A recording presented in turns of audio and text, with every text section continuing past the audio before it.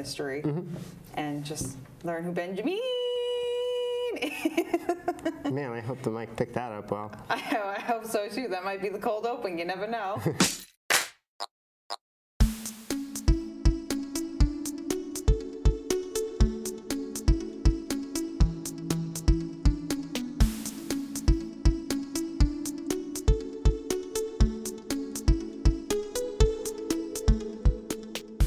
Hello and welcome to Runnah, running on Cape Cod, Massachusetts and beyond. I'm Juliana, your host. Again, here I am. Welcome back. This week I have my friend and also ultramarathon runner and recent Cape Cod Marathon finisher, Mr. Ben.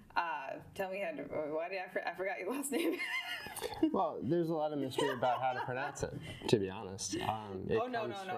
My brain just fully forgot your last name. That could very well be, but either way, there's a lot of mystery about how to pronounce it. That was actually a question I had for you because, again, as I was telling you a moment ago, I rewatched the video of you finishing the marathon multiple times, and I think I said Zamore.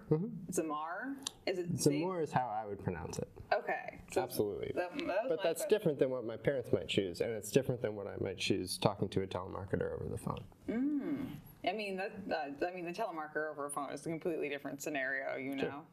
But that was actually a legitimate question I did have for you because I was like, did I pronounce his name wrong when I was announcing him at the finish line? Does that really actually matter? Because the real point was that I screamed, Bejamneeeeen! Yeah, that's absolutely true. I mean, as I was just saying to you, my one regret is not running over to give you a high five while you did it. I was so focused on the finish line that I didn't really tune into what was going on around me. Yeah, because someone may or may not have run some spicy miles a little bit earlier in the race. Yeah, no, I thank Cam for that. That was awesome. And his really nice bouncy hair. But before we get too far into that, Cam's bouncy hair. Cam's bouncy. For clarification. Cam's bouncy hair, not Ben's. But as you can tell, everyone, if you're watching on a visual medium, Ben does not have long, luscious hair. No. Cam, by other means, does have long, luscious hair at this point. It's the only way I can deal with the sweat is just keep it short. You know, make it easy to clean. It's kind of a good way to keep it, you know. But welcome, Ben. Excited to have you. Thanks for having me. It's good to be here. Yeah. Why don't you give people just an overview? Let's just start out with your running history. Yeah. How did you get interested in running? Because what we're eventually going to build up to, for all you lovely listeners and watchers out there, viewers, Ben is an ultramarathon runner and has run, what's the longest distance you've run? It's debatable. The satellites definitely got cut off by the mountain range, but it could have been 50 to 56 miles. Somewhere between. We'll give you the benefit of a doubt. We'll say 56. My GPS measured 62. But Or we could say 62. There's no way that's accurate. We'll say somewhere between 55 and 60 miles. Yeah, I was out there for a long time in the woods. Yeah. It's really nice. Yeah, over like a 24-hour-ish period of time. This year it took me 2 hours longer. It was about 24 hours. I did it in a little, maybe half past 22 hours the first time. Oh, wow, that's pretty impressive. I mean, as someone who's the furthest they've ever run consecutively is just a regular marathon, you know, 26.2 miles. I've not ventured into that territory yet. Look, I mean, anybody who's ever warmed up for a marathon, as we'll all tell you, will qualify, is technically an ultramarathon runner. Yeah, I mean, I guess that's true. And I was thinking about this, and we've had this conversation before too, where if you run any major marathon, you end up walking somewhere between like 1 to 2 miles to the starting line, and then at least like another 1 to 2 miles afterwards. Yeah, I'm just walking my miles in the middle of the race. Yeah, that's all. Yeah, you know, sometimes you take a detour. Sometimes there's like a Dunkin' Donuts or like a nice little like sushi shop, or maybe there's like, I don't know, something you want to stop and look at, take a picture with. You know, the last time I took a detour was my high school graduation. I was so far at the back of the line that I was actually in town, like away from the stage. I went into a shop and bought a muffin and ate it on the way to the stage. You know, eating on the trail is half the battle. Yeah, it sounds like high school graduation really prepared you for being a trail runner. It was a delicious muffin. I'm glad to be here. You know, I'm having a great day. Taking a walk, eating some snackies. That's all it really comes down to. Yep. Snackies in the woods. Yep. But why don't you tell us how you kind of got started in running? What is the origin story of Bejamneeeeen's running? Well, I have really fond memories now, but I had a lot of conflict with one of my teachers about whether or not I could sit still in class. It was really difficult for me to sit still without fidgeting, and I was always kind of grabbing things around me and making noise, you know, tapping my fingers on the table. Guilty. So when that happened, she would make me run around the building. It's not a big building, and I didn't miss too much class, but she thought it would be more efficient if I ran before class. And so she mentioned to my dad, who worked at the school, that I could probably use like 2 to 3 miles before we even came in the morning. And she was absolutely right. Shout out to Galasha, my Chinese language teacher. Yeah. Ni hao, Galasha. And I'm sure she's watching with bated breath. I hope she does, because it made a big impact. Here I am talking about this completely different thing for something that happened in a Chinese language class, many years ago now. That was probably 25 years ago. I mean, one of my running icons is this woman who I shouted out in my first episode where I talk about my running history, Karen, who's just a woman that I worked with at a nursing home, who inspired me to run my first half marathon, who really had no business inspiring me to run any kind of distance, but here she was. And she lives rent-free in my brain now. Shout out Karen. Love you, Karen. Yeah, but my teacher was absolutely right. Like, I did have trouble sitting still, and running longer and longer distances was one way I found to kind of tire myself out a little bit. I think the brain works really well in that tired moment.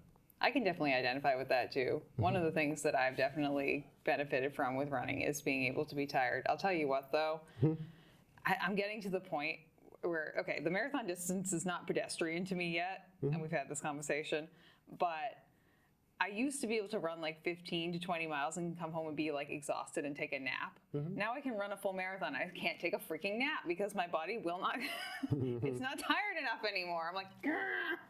Well, whatever it was, 48 miles in the wilderness was enough to make me take a nap. Yeah, as it should be. That's not a distance that's pedestrian to I think anyone, unless you're like Courtney Dauwalter. Then it's a pedestrian it is a little bit. And the 50 mile is kind of a pedestrian distance. Like, we're done in the day. It's a fast race. It tends to be dominated by young people moving quickly over like the interspersing ground. I finished climbing those mountains and I'm done.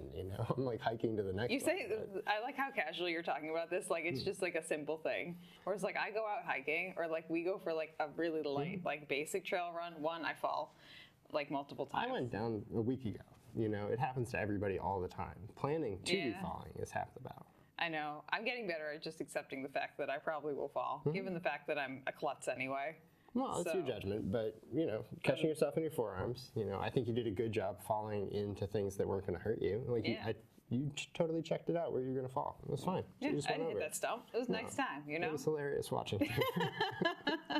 And that was one of those falls, too, where you fall and you kind of like feel yourself hovering before you smack the ground. Yeah. So I was like, I'm falling.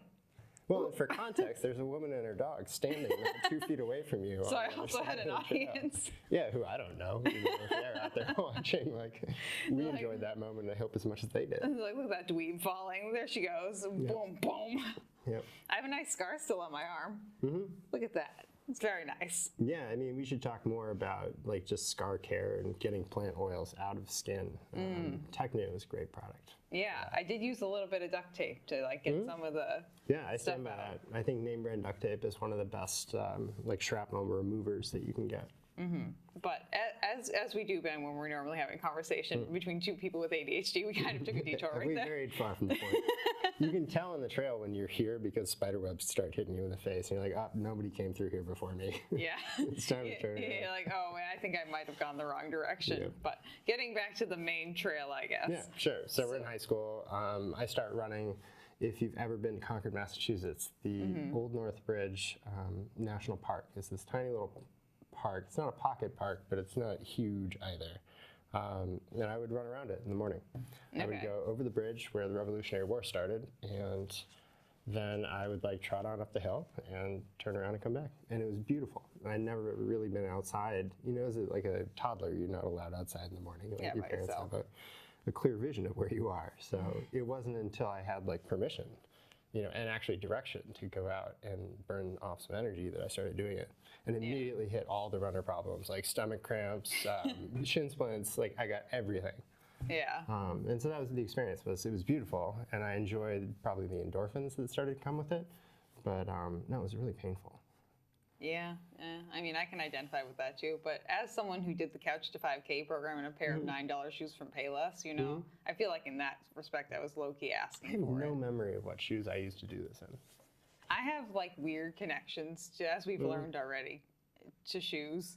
Yeah. Where I build emotional relationships with shoes, which may be not the best thing, but it is what it is. Yeah, I think many people have their cars. You know, there's definitely an emotional relationship between people and their cars. Yeah, to me, like, my car means, like, just transportation to me, but nothing, there's no emotional connection between me and a car.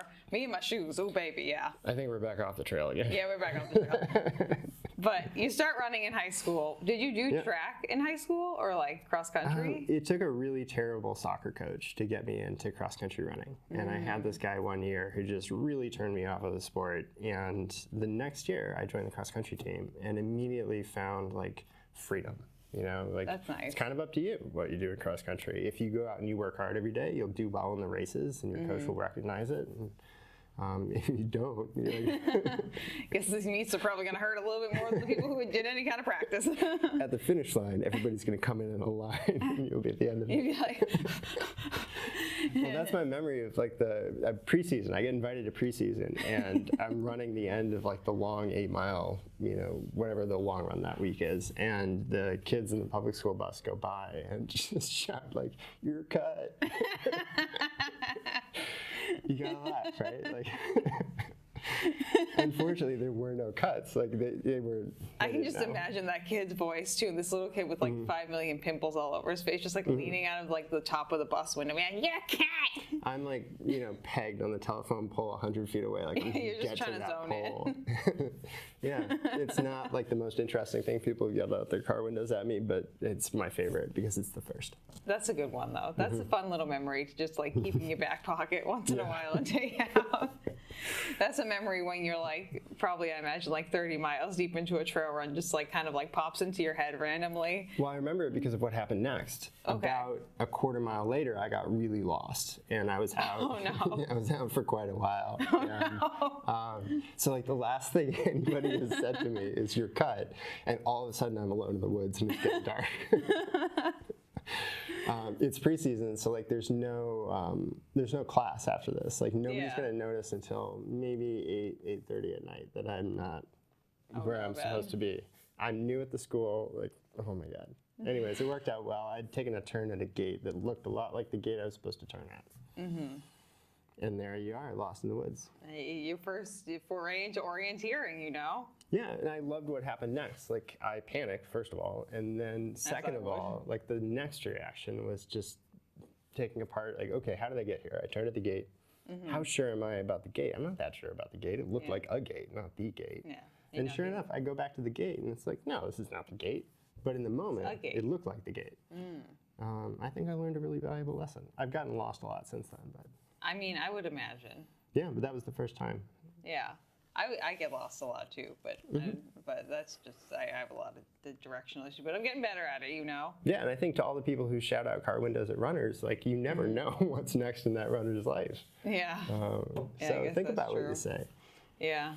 So you get screamed at by a kid from a bus. Several kids from the bus. Several kids from the bus. They coordinated it. They were great. Oh, good. Okay. Harmony, everything. Wow, that's impressive. I imagine like a set of little angels. You're cut. Like 1, 2, 3. You're cut. Good. Okay. Thank you.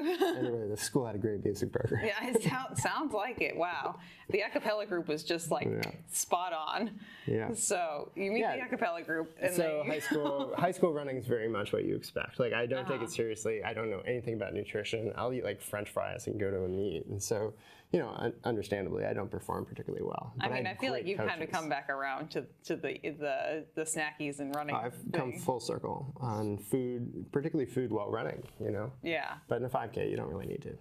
No. If you're eating in a 5K, you're just pulling a Michael Scott right there. That's all you're really doing. You're asking to be vomiting up Alfredo. That's really the long and short of that one. So when you went to college, did you do any kind of running or? No, I explicitly did not. Okay. I had social goals for college, and they did not include running. And Los Angeles, frankly, is not a place that. No, so I was just like, well, what's my life going to be if I completely ignore my health and wellness? And I just took a big 180-degree turn the other direction. I like your commitment to research and science, you know. I was having that will appear as a trend. Yeah. I was having this thought the other day. I can't remember what it was, but it was something where I was like, I wouldn't do this, but Ben would, because he would literally step outside and be like, for science. Yeah, I mean, I love that we get to fiddle with the dials, right? Yeah. Like, everything from what we're eating to, the exercises we're doing. And you can twist them. I think as I've aged, I twist them like less hard. Like it used to be like, okay, let's see what 11 is like. This thing goes up to 10, let's crank it up to 25. Yeah, as far as the dial will go. And then I would go halfway in between, Kind of like crank it all the way and maybe like try to push it a little bit further than it's supposed to go, and then push it back and see. You can see it geographically because I go from New England, where I've grown up, to Los Angeles, which is as far away as you can get. Yeah, pretty much. And then I go to St. Louis. Right in the middle. Yeah. 5 years in St. Louis.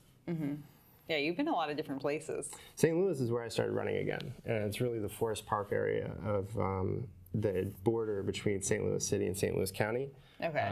I would hop that border and go over into the city and go to the park, which is phenomenal. And even if you're only driving by, the Forest Park in St. Louis is like one of America's great landscapes. It's a treasure. It's appreciated by a lot of the people who live there, but like not nearly enough Americans see it. Okay, I'll put that on my bucket There's list. a free zoo. You can just walk in. There's a free art museum, again. You can walk in. There's a free natural history museum. You just walk in. Just walk in. Yeah, you can go to all three in the same day. I used to go back and forth between the zoo and the art museum. Like today I'll see some zebras, phenomenal. and then I'll see this painting of a canyon, and then I'll go back and then I'll see a lion, then I'll see this painting of people in Renaissance Europe. Well, as somebody with ADHD, you'll appreciate this, I think. That often the interactions of like getting tickets will totally throw the rhythm of an event. And what I appreciated most is I could put in headphones, listen to a single playlist, and literally walk into the art museum without talking to anyone, and walk around and see all my paintings. And then I could walk without talking to anyone and see all of my favorite animals. I appreciate that. It's that segmentation that kind of either like it makes or breaks you as someone with ADHD. Like either you're like your day is like you're like I will segment it into these parts, and you would like it segmented into those parts if possible. Or if someone throws in another segment, you're like, no. Well, and that's what got me into the running again, was that running around the different paths in the park were allowing me to build different thought processes, either with what I was reading and listening to on my headphones, or with what was going on in school. And I was in graduate school at that time. And you were a teacher before this, correct? No, after. Oh, after. What's your graduate degree in? Never claimed it. Oh, okay. Didn't stay long enough.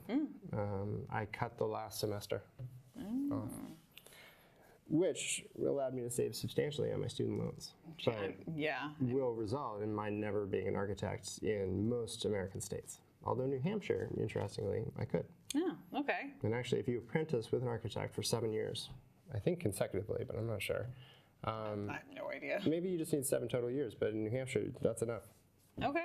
And there are a lot of really good architects in New Hampshire who work very well in that state. Yeah, I mean, why not? I mean, I'm definitely in the camp too. And like, as I've started to foray more into like social media management and things like that, and my degree, for anyone's reference, I do have a master's degree in dietetics and a registered dietitian's license. Am I using that right now?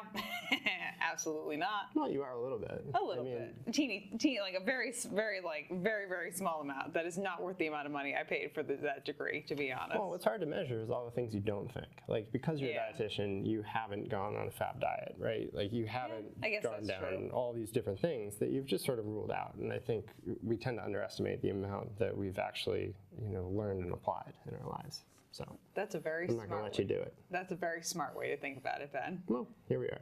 But yeah, but what I've learned from like foraying into more social media stuff is that a lot of people for that, because there's not really a degree on a lot of the things that are happening currently, because it's like technology is evolving so quickly. There's not a master's degree in ChatGPT or AI, but things like that. Most people learn like on the job, and the best way to learn, I think personally, and how I learn is through doing instead of just like learning by books. Yeah, I hear that a lot from the ADHD folks. Yeah. So I can stand behind the way that New Hampshire has this like architectural thing going. I feel like most things should be like that. Why do we have to take gen eds that we're never going to use in college? That's silly. Yeah, but I don't know. I had a good time in some of my gen eds. Others I don't remember because I maybe wasn't there. Or maybe you had some kind of substances in your system potentially that like, no. Just water and electrolytes. Okay, sure, Ben. That's my truth, and I'm sticking to it. Okay, you stick to that truth, my dude. You stick to it.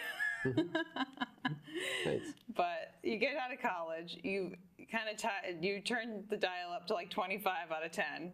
We've decided maybe that's not the life we want to live long term. No, I experimented with that for years. I think I'm only really recently come to moderation, you know, like trying to navigate the mediums. You know, as you can tell, life's a lot more calm because of that. Like, I'm realizing that I don't have to see big differences to measure the change in my life. Did you used to be like loud when you were in college? Did you like scream? I've definitely gone back and forth. I think naturally I'm a pretty quiet person, but I think in high school, the only way I saw to meet people was to just introduce myself. And so I came across, I think it's very like brash and intrusive, frankly, because I would just introduce myself to groups of students around campus.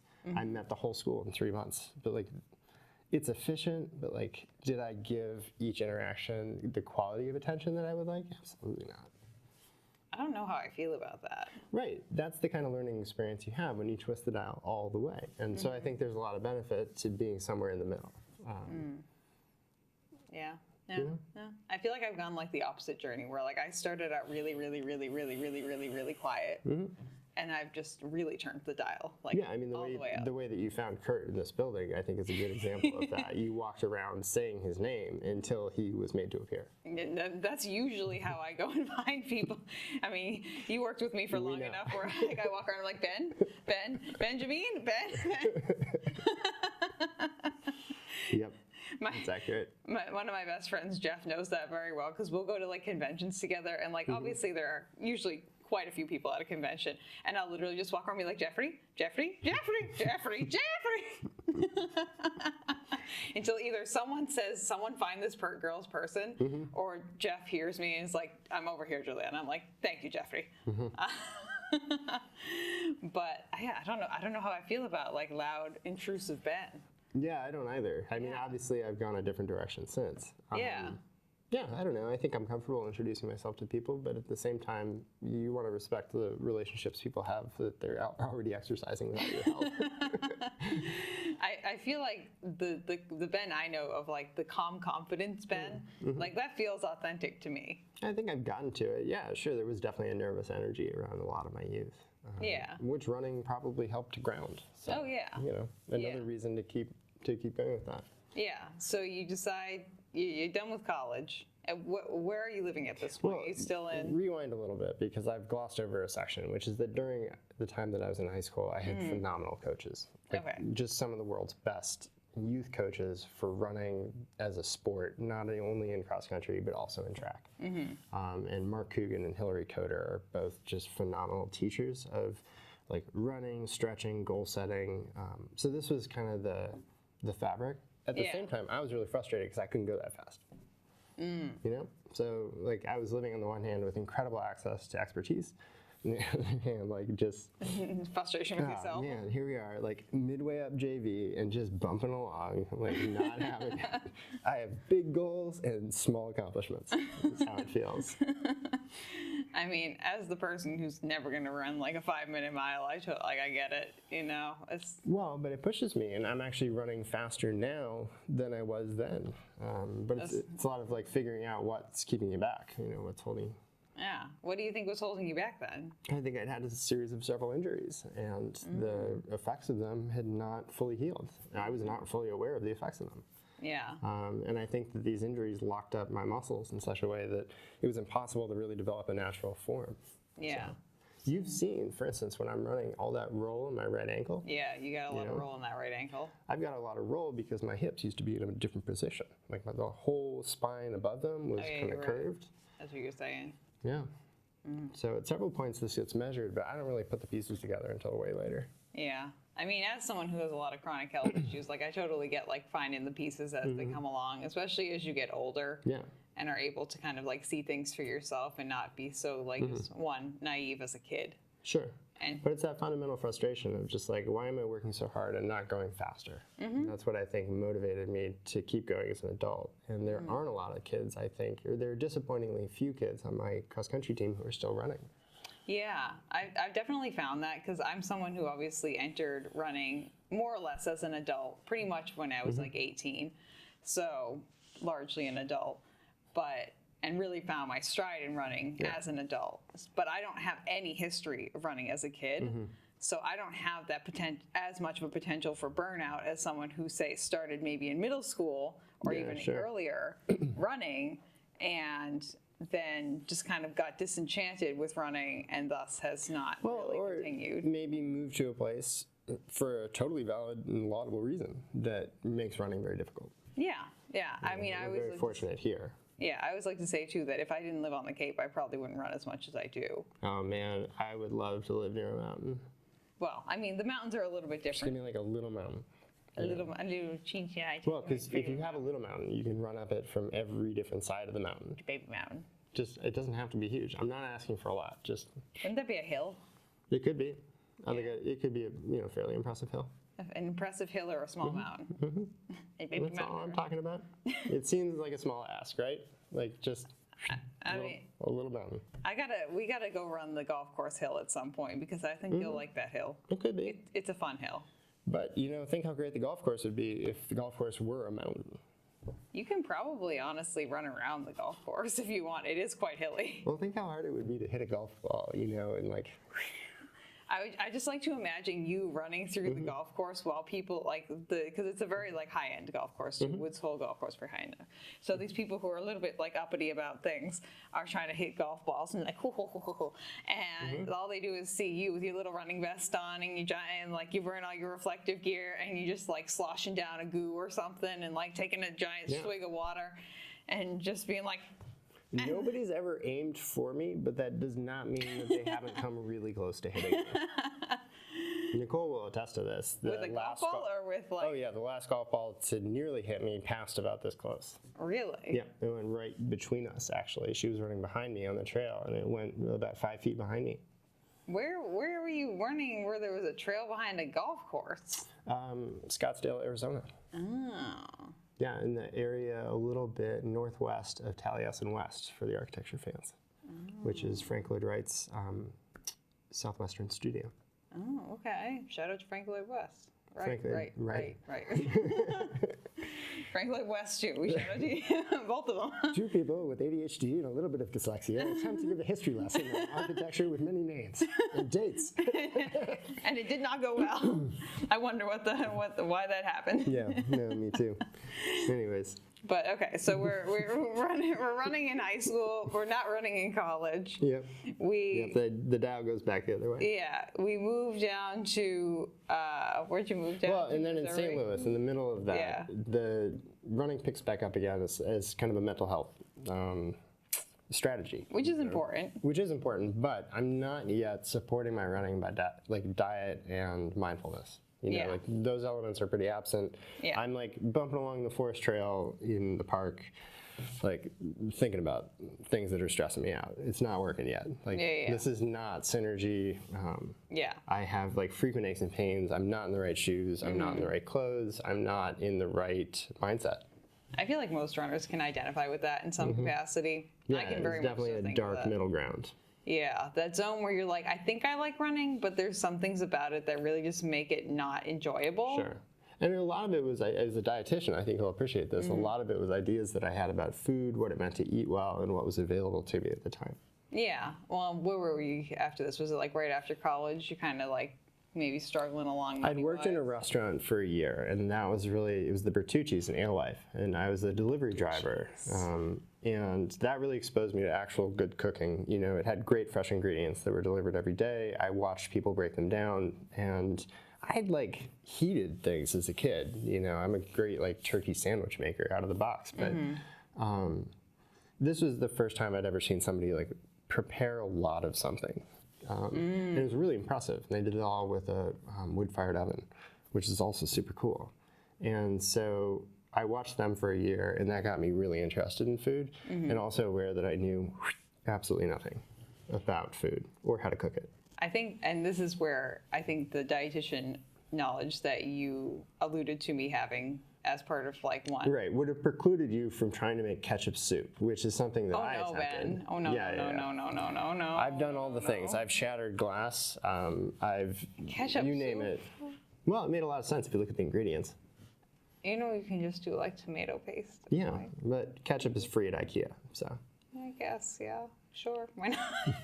You see what I mean? There were all sorts of things that I was doing in my life that were not supportive of running. So obviously the output was mediocre at best and not really goal-oriented. Yeah. So it also is wild to me that like, and no shade on the Bertucci's, but that like, and I totally get it. Like growing up in a family where like the only vegetables we really ate were like canned corn and like canned peas and things like that. Some frozen broccoli. Yeah.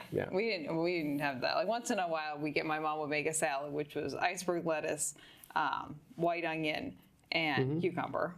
Once in a while.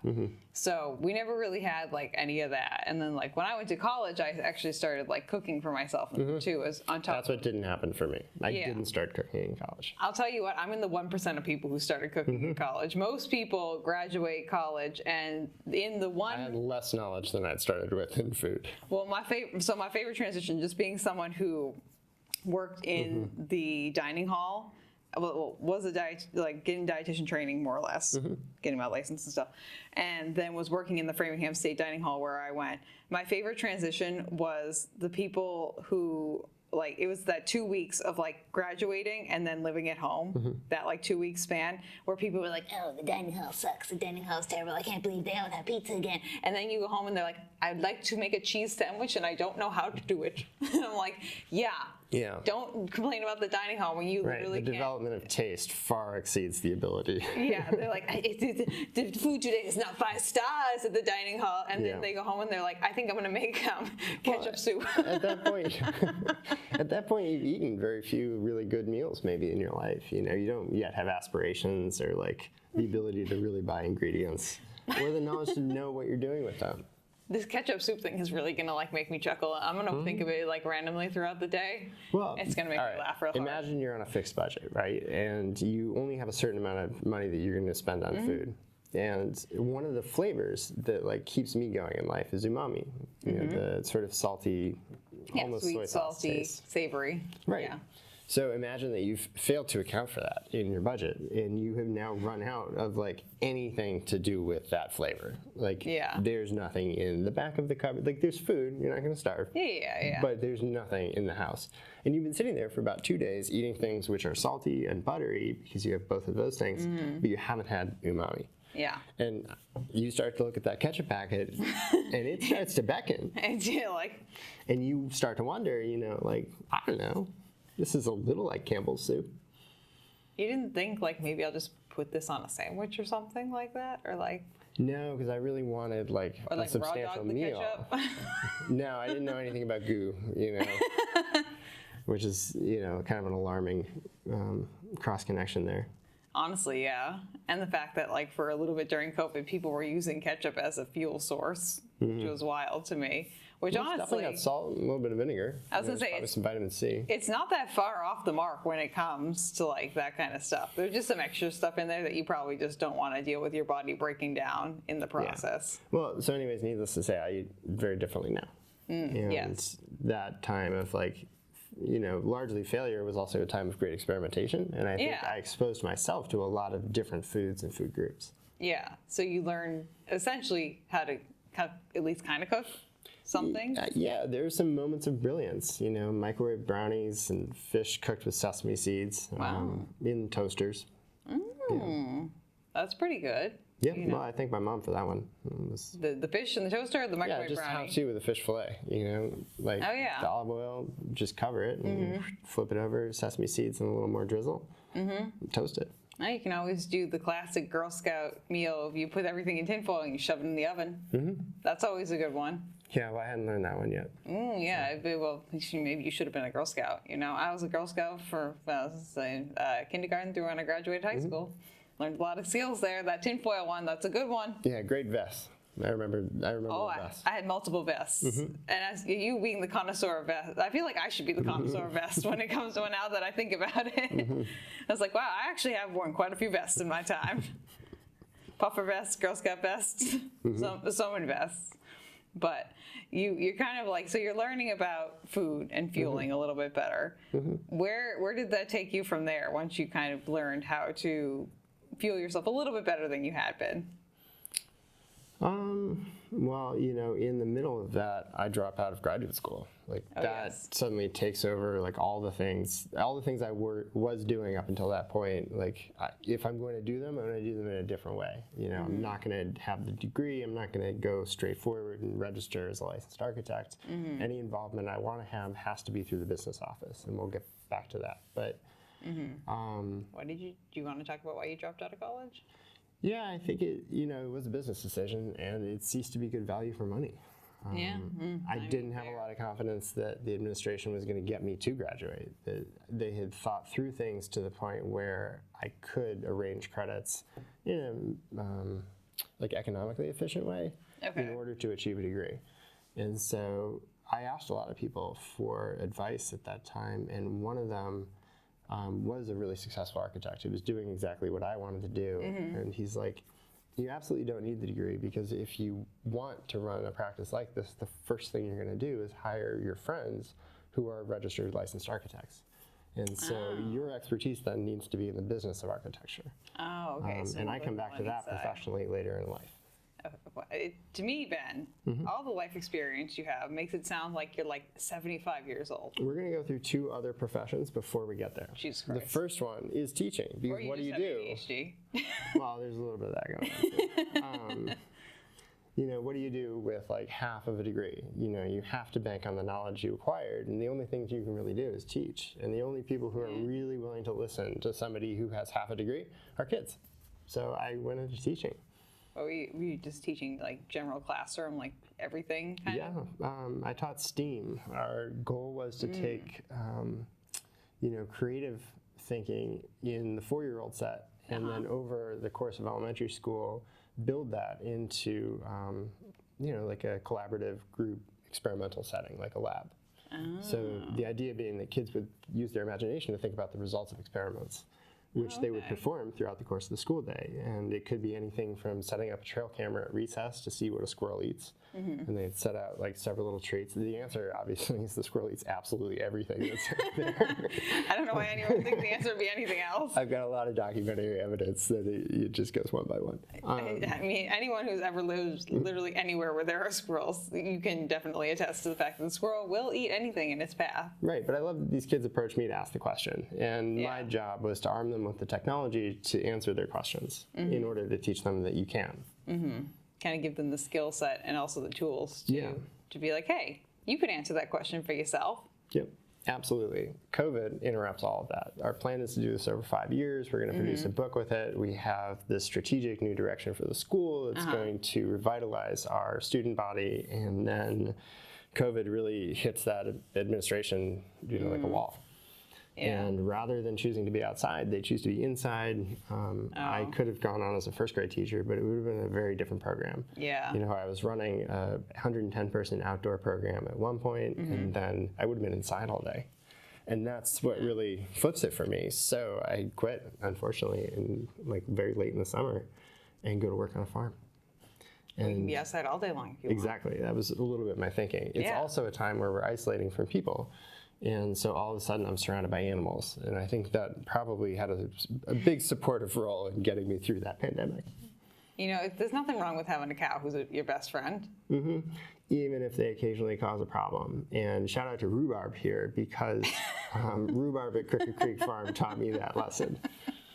Is Rhubarb a cow? Rhubarb is a cow, a particularly independently minded cow, who I befriended on day one. Yeah, and she then proceeded to, at several points, abuse that friendship. There was a lot of, I think, care and tenderness on her part, but then also some serious, flagrant, shirking of the rules of cows, shall we say? Staying inside the fence, for instance.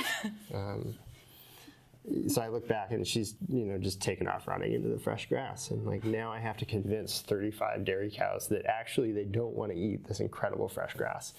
And they were standing there being like, you guys want to follow me. Yeah, anyways, they didn't. They wanted to follow Rhubarb. And so that's where I actually learned about a great pair of, let's call them running boots, but the Salomon Gore-Tex Ultra. It's like an ultralight boot. It's amazing. It's built on their Ultra sole. And this is one of my first real experiences of a really good ultra shoe. Yeah. It was actually my farming shoes. So you start dabbling in ultra shoes via Rhubarb the Cow. Definitely. Shout out Rhubarb the Cow. Yeah, and well, it's that kind of like you have like one little. There's some situation in your life which demands something, like you need to, in your waterproof boots, sprint across a field. Yeah. In order to not lose the cows, which is like half the job. Yeah. Like keep the cows with water and don't lose the cows. And if all you do is that, you're halfway to success. I mean, that sounds fair. Well, anyways, I was on my way to not doing one of those things, and those boots really got me out of that bind. Yeah, so that's something that kind of one of those core memories that lives rent free. Yeah, good gear can really enable you to like change the course of events rapidly. Yeah, yeah, and now you're a big Solomon fan. Yeah, definitely, absolutely. So that kind of started your relationship with Solomon and utilizing those shoes. Yeah, my relationship with them, not their relationship with me, but it fits my foot really well too. And that's I feel like that's the case with most shoe brands. We have relationships with their shoes, but they want nothing to do with us unless you're like at the upper echelon of the elite athletes. They are like, you think we're going to send you free shoes or anything like that, or we're going to even acknowledge your presence? Absolutely. Well, it's a shoe I like to mention because it's not sold in a lot of U.S. stores, and so you have to go looking for it. And like a store like REI only carries a limited selection of them, and so just knowing these shoes are out there, that if you do delve into the internet, there are amazing trail shoes.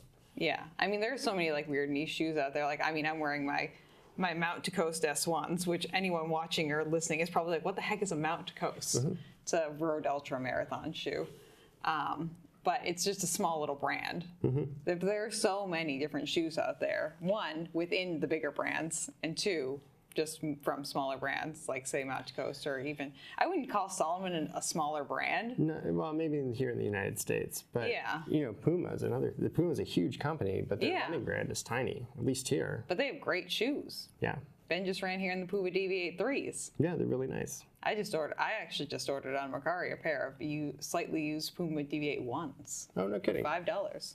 Well, they've been coming to me. Oh, that's the thing. Heck of a drop off. I was hoping this was an investment. No. That was the thing. Actually, now I'm remembering correctly, where like I was like thinking in my head for science, because I'm just like, you know, for $5 we might as well try the first model of the shoe that we all like so much.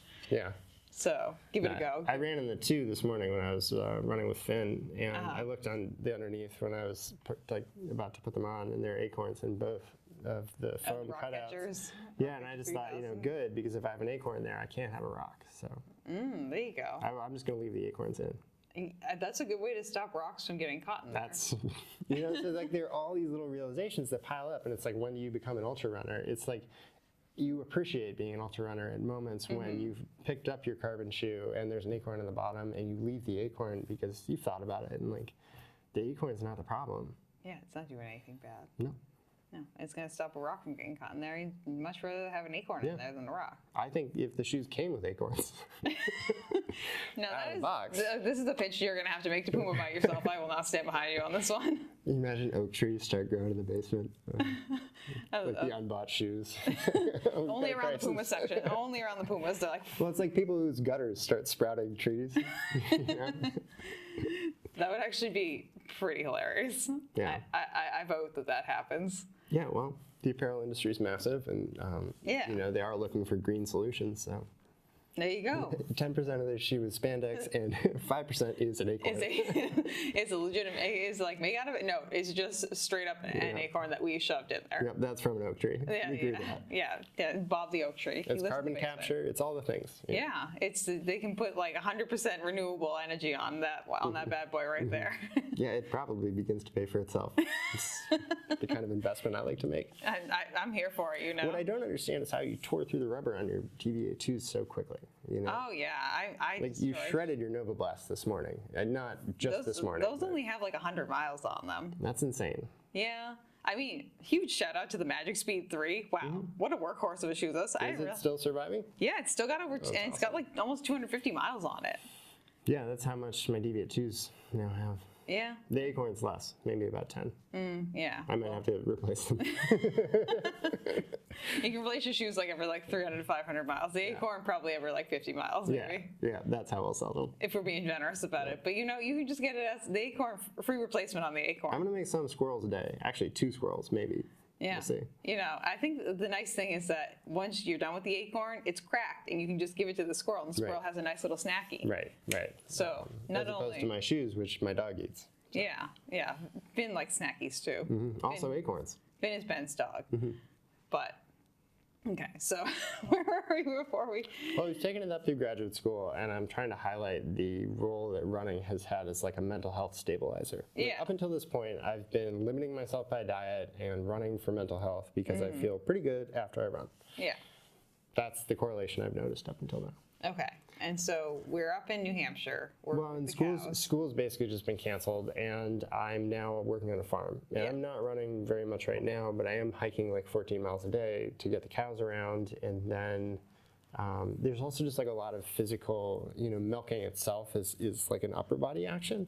You get your shoulders up. And I can only imagine. right, so I'm basically going through like a MMA course, right? Like every night I go and do MMA in a submarine, and all around me are Volkswagens, and the Volkswagens have ideas of their own, and I have to dodge the Volkswagens while doing the MMA to the hoses, and then it's cold. Like increasingly, it starts to get really cold. So I get really interested in like layering my gloves, layering my socks. Like how can I be warmer in the course of my day? This is where Juliana starts to think, wow, Ben is such an ultramarathoner. I feel like one of the key things in my head that kind of separates regular marathon runners from ultramarathoners is the level of scrappiness and the level of ingenuity, we shall say, when it comes to your gear / like what you will utilize something for. Sure. Insoles are probably a good example. I rip the insoles out of everything. Yeah, which Those is Puma absolutely Deviate 2s, I do wild. not have the original insoles in. Wild, absolutely wild to me that you'd be switching up these insoles the way that you do. The Nova Blast was not for me, but I think the insole that comes with it is phenomenal at kind of providing a very nice firm cushion over what is to me a very like a protrusive grid, where that fabric runs over the plate in the DV2. Yeah. Like I get sand stuck in there, I get the shape of it itself was beginning to impress through into the top side of the factory made insole. Yeah. So I checked that and put the Nova Blast one in there, and it feels phenomenal. Well, it's not just water. Now I mix things into the water. I drink very little actual water. Yeah, which is funny now thinking about like your last ultramarathon, how you described to me is you like starfishing out, which is like not funny in the moment, but kind of funny after the fact. It was kind of funny in the moment, but nobody was around to see it. Yeah, I mean, I feel like that's one. You're referring to the moment in the race in Pittsfield, the free to run 50 mile, when coming down the hill from like lap 2 maybe, Yeah. I start to experience like real severe muscle spasms in the back of my body. I lock up and like grab a tree to keep from going down. Yeah, just like that. Oh, I've had that happen to me before too. Exactly. That's what happened to me at the Chicago Marathon, where I was like, oh boy, did I ever look like Captain Hook peg-legging my way down the finish line? Well, that's one thing I appreciate about running in the woods. It's like nobody sees it happen; they just find you on the ground. And fortunately, that didn't happen in that race. But Yeah. I think that was maybe not liquid so much as salt. So. Yeah. So now we're gonna be raw dogging those noons, right? You and I had talked about it, and Yeah, I'd even gone into that race with a plan to eat a noon at some point, and it just didn't happen. Yeah. For anyone who's watching or listening, noons are those little round hydration tabs that you drop into your water, and they kind of effervescent out and bubble out. But we just like to chuck them into the corner of our mouths and just kind of suck on those bad boys. Yeah, like one day Juliana turns to me and says, like, you can eat that. And so I don't put it in the bottle, and I just put it in my mouth, and it goes off like Pop Rocks. Yeah. It's kind of fun. And you burp at the end, which feels good on your stomach. So. Yeah, just get that gas, get some gas going, and get some like Pop Rocky feeling in your mouth, and then it's like, ugh. Yeah, so still learning, But what is that? Like, so living in Vermont, I'm still not actually drinking enough water. And it's a few experiences of hypothermia that make me think, like, I have to either get serious about this or I have to turn around and not do this anymore. Yeah. So I'm assuming you got serious about it. Yeah, It doesn't sound like you turned it around and didn't do it anymore. No, that's when I buy the running pack. I get the hydration bladder. Mistakes still to be made there, but I begin to have things like gear that I am carrying with me. That's where I kind of escalate to carrying a pack. Now you're a known pack boy. Yeah, no, I just think it's convenient. Like it's all your things are right there. Yeah, one of the things where, like, anytime I see you, Ben has a running backpack on him. Yeah. Like, there's Ben, the ultramarathon runner with his little backpack. Yeah, and like it's full of fresh clothes, which I'm obviously not using. But Yeah, no. I had them. Yeah, You know, that's it's the nice to be intention. prepared. Yeah. It's always good. It's Yeah, I always think good. it's a versatile piece of equipment that carries a lot of things. Yeah, I need to look into getting a backpack. It also unloads the sides from having to do too much. I like that. Like it sits all over your upper torso, and so you're much more. The weight is much more distributed. Yeah, that's why you think I'm wild holding my phone in one hand. I think that's nuts. Yeah, I've Yeah. been doing that for like, I don't know, like 10 years now at this point. Well, it's from when I was originally running. I got an iPod in 5th grade, like one of the big chunky 20 gigabyte ones. You used to run with that thing in your hand? Oh yeah, I did, and I noticed, no surprise, very quickly that one of my arms was getting much bigger than the other arm, and since it was my dominant arm, I didn't want that reputation, and so I began alternating. But Yeah, no. I eventually started running without music, and now I'm carrying a phone for safety, but I Yeah. don't want it in my hands. I don't even want it on my side, strapped to my legs. I want it Yeah. floating Somewhere. somewhere. Somewhere in with the like zone of the straps strap / distributed. the... Yeah, I think they're really versatile. I don't use the running bladder anymore though, because I got a spider in it once, and it was disgusting. Oh, okay. I was filling it up at a spigot, and I did not notice the spider drop in, and I just started feeling awful.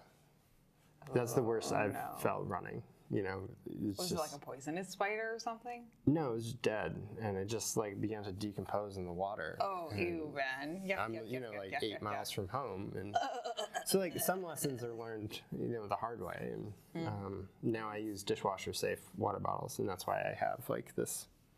Yeah. you got- Hard plastic things that I can unscrew this, disinfect it, Yeah. overnight, and it's clean in the morning. Yeah. So, Yeah. I mean, as someone who accidentally made dehydrant tea, and that's why I Yeah. starfished out at Yeah. Chicago. yeah, you're I learned supposed to some take the lessons. desiccant out of the bottle. Oh, no, I did not realize it. 'Cause this is like the 10th of the version of that bottle that I owned, and like none of the other ones had that in there. Yeah, they are a little bit sparse with the desiccant sometimes. Yeah, didn't see it. Was wondering why all my muscles just seized up. And then I ended up fainting on the... Yeah, but as I remember, the medical staff are like involved and right there, right? They were there. The problem was that I fainted on the train Oh, yeah. afterwards. Yeah. So, but shout out to the 2 people who caught me before I slammed my head onto the pavement. Yeah. Because I went If to someone near you is falling, catch pick them up. Well, the thing is too is that I've fainted before, so I knew I knew that I was going Right, to what faint. was about to happen. So I literally yelled on the subway. I was like, I'm going to faint. I'm going to faint. I made eye contact with the people who Yeah. largely ended up catching me. I guess after that, I don't remember anything after that. Before I like woke up and my head was in this guy's lap, and I was just like.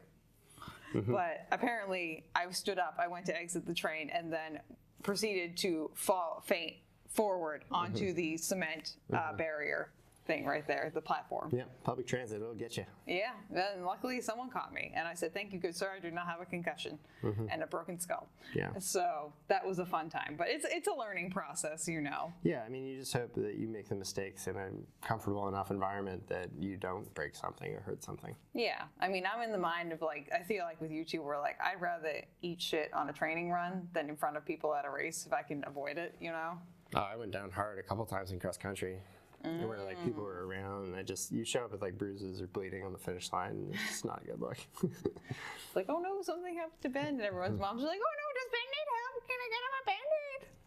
And then you're like, leave me alone, mom. Yeah, I think I was bad at asking for help, particularly from adults. And I think there were a lot of times where I cleaned it up myself and bandaged it, where maybe I should have sought Just medical asked for help. attention. But I feel like, one, at a baseline, men or male identifying people, generally speaking, are a little bit worse at asking for help than our female. Yeah, look, I can't friends. buck that trend. Yeah, it's just like at least 8 out of 10 male identifying people worse than asking for help with their female identifying friends. But you can be an exception to the rule, but it doesn't sound like you were or are, Ben. But that's okay. No, I was You not. learn things. I'm very much someone who, if you tell me about something that it will be a consequence of an action, I will definitely do it. Yeah, for science. Exactly. So we know. Yeah, you have to figure it out. You have a very analytical brain of just Yeah. like figuring What you told me things out. was your testable hypothesis, and what I did was test it. Yeah, and That's how then it you looks just to come me. back with data. Right. Good And data. Yeah, you can have, and maybe you have to try it again to get more data. Of course. So That's the best data. Yeah, data that you've proven over and over again that this method does not work, and you have 5 scientific studies to prove it. That was not the correct course of action. Yeah, I think I've had a lot of those moments. Like everybody, I think, tries putting salt in their water bottle because they think they're supposed to drink their salts while they're exercising, and immediately you just produce this really bad acid in your stomach. Yeah. But what we mean is like a pH balanced tablet, like a Noon or a Goo tablet, to dissolve in the bottle. So I started doing a lot more of that. I started playing with electrolytes. Also, living in Vermont, you're able to eat really well. There's just amazing food all around, and there's amazing yogurts and cheeses and kind of higher calorie items that maybe aren't sold that, like, it's very difficult to transport a cheese and then sell it effectively. Yeah, How do you find your market? Yeah, you but get if these like you live higher right fat there, items that are more, they're just better. They taste better. Yeah, Your well, I body tootle by accepts the them dairy easier. farm and, exercise my employee discount. And I've always tried to have like a employee discount somewhere in my basic needs. If it's food, I want to be working in a restaurant or like for a farm. If it's clothing, I want to be working for a place like the Runnahs where I get great gear. Discounts on shoes, not a bad idea. And architecture too is absolutely shelter. So there you've got food, clothing, and shelter, and I would love a discount on all 3. That's my dream. Maybe someday we'll make that dream come true, Ben. Maybe, you got one piece at a time. You got the shoes and the clothes going on now. That's right. We'll see if we can find a food one, I might be working with the Farm and Family people coming up soon, so Yeah, sounds great. I'd love to sign up for a CSA here in town. I think they have a CSA. We can ask Kurt. He actually worked with them extensively. He's the one who connected me with them. Well, fantastic. I'm glad we found him today. Yeah, he'll know all about the CSA. He actually gets a meet CSA that he was telling me about the other day. So he could tell you about that too. Support local family organizations, friends. Well, yeah, so I start eating well by accident. It happens to me. I don't seek it out with like any particular knowledge, but all of a sudden I'm eating this amazing food and totally like living alone. I'm doing yoga for 2 hours every morning. Like there is nobody around. It sounds like a nice time. Yeah, I think up until that point, as a teacher, like the students were first or the students' parents were second. And so there were all these other people I was answering to and all these other wants and needs that I had to meet or I felt like I had to meet. Yeah. And so COVID just shut all that down. And it's like, no, you're going to hang out by yourself. And my only child brain went like, finally. Yeah. The relief you didn't know that you like you knew something was off and you wanted something, but you couldn't exactly pinpoint it. But then once it showed up directly in front of you, you were like, no, this is exactly what I wanted. It was that. And I was just fortunately really well placed in this very desolate part of Vermont to like sit and observe the seasons. And just be by yourself, have a nice cheese, go for a nice run, say hello to the cows. And I start having some really nice runs. Some really nice runs. Yeah.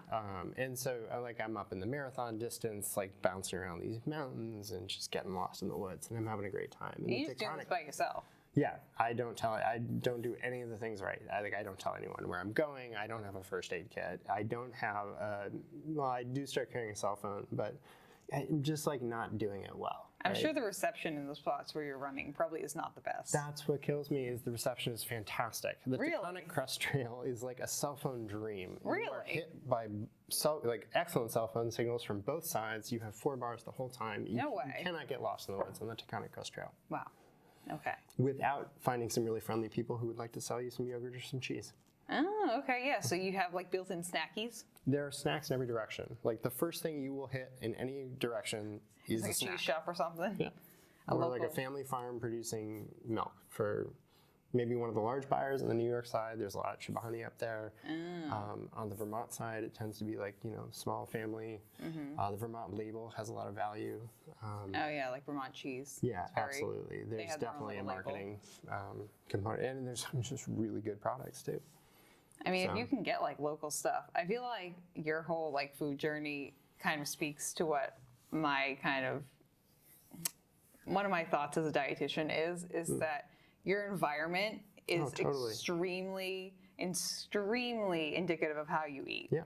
And the way that you change how you eat isn't necessarily by what you actually choose throughout the day. Yeah. It's changing your environment. Sure. And like the environment of how you like move your body and exercise and just like the general vibe around that in the place where you are. And 2, what food is easily available and accessible to you. That's a huge piece. Easily available. And accessible, Yeah, that's the thing too. Like if you live on a suburb where there's a McDonald's in like a quarter of a mile in every direction, but then there's a farmer's market that is half a mile away from you, you're just going to go to most people will just go to the McDonald's because there's like 5 of them, and then you could go to the farmer's market, but you have to walk a little bit further. So why are you going to do that? Yeah. No, it actually was more convenient there with less. Like the farm store, for instance, is open 24 hours a day, and you self-checkout. So, like, if it's 3 in the morning and you need food, you can just go there and buy it. You don't have to like wait until a shop's open in the morning. That's kind of nice. It's fantastic, you know. So there's a lot of like convenience to life, and it made it very easy to run and to do it well. Yeah. Plus, there are a lot of hills, so you get to work out. I'm a big fan of hills. Yeah. I think they're the best place to do work. You know, like actual grinding, make yourself better work. Yeah, I will say, just having run Clarence Zamore, I was running my last marathon. Like I like hills. Like I got to the end of that marathon, and the last yeah, it's interesting to go up and down. Yeah, I find it, and I find it more painful to honestly run flat than I do to. Davisville was definitely the most painful part of the Cape Cod Marathon for me. Like as somebody with ADHD, as somebody who loves to run and who does not love to run on roads all the time. Yeah. Davisville was where I felt it most. A flat out and back. Yeah, it was interesting to see the leaders go past, going the other direction. Yeah. I'm glad I got to see that, but like.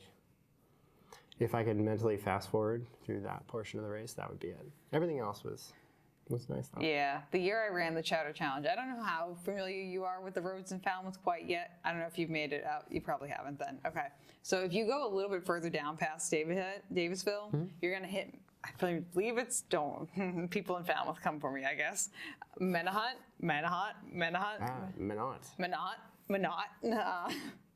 I always say it incorrectly. That's how I've been informed it's pronounced. Minot. You hit Minot, and you have to take a left when you get to the end of that. If you head all the way down to the end of that, you're going to hit Kenyan's Market. Sorry. That used to be the year I did the Chowder Challenge. That was part of it, and that's further down the street than David. That's a solid like 4 miles of the course. It's the longness and the straightness, and the monotony of the curb and the road surface that just. So I had a lot of time to think about my tsunami thriller. That's what I was thinking about during that. Oh yeah, the one that I'm going to be filming. Yep. And that you and Nicole are going to be starring in? Yeah, I mean, I'll just tell the audience now, like it's a low-budget tsunami thriller. So I was struck waiting in traffic the other day by the ease with which we could CGI out around the trees. You know, as you film, particularly by Stop and Shop, like there's a lot of low-lying foliage. And I started to think like, well, what if instead of the sky, what I saw was a wave? You know, what's the conversation that Nicole and I would be having right now if there were a wave of unknown proportion, you know, coming quickly to hit the Cape? And then, what choices would I make, you know? Yeah, and thus is there a name for the tsunami thriller film yet? No, I don't have one. Okay. I don't even have a working title. It's a very rough outline. But I had a lot of time on Davisville to think about it. Yeah, you know, that's where you get those thoughts too. Well, I mean, the length of those peninsulas would totally inform your choices, you know. In the film, we imagine that we've just dropped the kids off and like, you know, maybe we drop them on different peninsulas. Choices.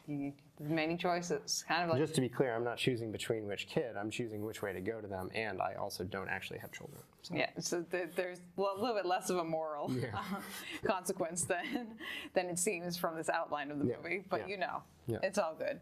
But those are one of those things that you think about when you're like, I'm just kind of running in a straight line right now. I feel like that's when I find those weird thoughts that come to me where like once in a while, like you have those thoughts that just like randomly pop into your head, or like you'll just think like my mouth tastes like corn right now. Yeah. Or something weird like that. I was running a very straight section of the Antelope Canyon 50 mile, which is along some power lines, and I had a lot of time to think about the native Navajo land that we were running on, and then also the fact that the power lines run right through it. Yeah. My understanding is it's a bit of a cash generator. Like there's rights paid to the Indians who are on the land, but there are also these enormous high tension wires, you know, running through the desert landscape. And they look ugly. Well, they're just very apparent in a place that is not made of the material of telephone wires. Yeah. It's more like natural beauty than it is Yeah, so beauty. I felt like the course was very specific. It gave you a lot of time to kind of meditate on man's interaction with nature and what we leave behind and who we negotiate with to do it and what the outcome is. Interestingly enough, one of the signs was switched around that point in the race, and I always kind of wonder, like, how do they feel about my being here? I guess that person didn't feel that good. That person was not They wanna feeling be it over today. there. He was like, we sent them off in the wrong direction. Yeah, I Goodbye. mean, obviously I don't know who did it, but we all followed the footprints. Like, it was totally apparent that the arrow was pointing the wrong way. Yeah. But, you know. Could have been a fellow person on the course, too, of like, hee. Yeah, so we that's like to think possibly of the other runners, but you never know. That's what I like about the longer runs, is you get in your head about what's going on around you, and I think that's where the deep truths kind of start to reveal themselves. Yeah, I mean, I'm definitely of the camp of where I have had a lot, like I've worked through a lot of shit through running.